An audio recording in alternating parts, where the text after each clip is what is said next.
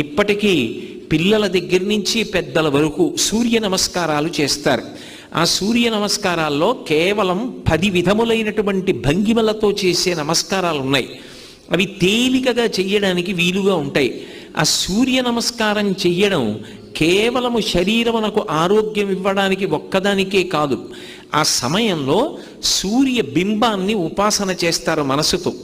ఆ ఉపాసన చేసిన కారణం చేత దృష్టి నిలబెట్టడం కూడా అలవాటు అవుతుంది. దృష్టిని కేంద్రీకరించడం, ఒక విషయాన్ని పరిశీలిస్తున్నప్పుడు, ఒక విషయాన్ని చదువుతున్నప్పుడు, ఒక విషయాన్ని వ్రాస్తున్నప్పుడు దృష్టిని దాని మీదే కేంద్రీకరించగలిగినటువంటి శక్తి దేని వలన ఉత్పన్నమవుతుంది అంటే కేవలముగా ఆ సూర్య నమస్కారముల యందు శరీరము చేసేటటువంటి అనేక రకములైన వ్యాయామ ప్రక్రియ చేత ఆరోగ్యం పొందడమే కాకుండా మనసుని సూర్యబింబము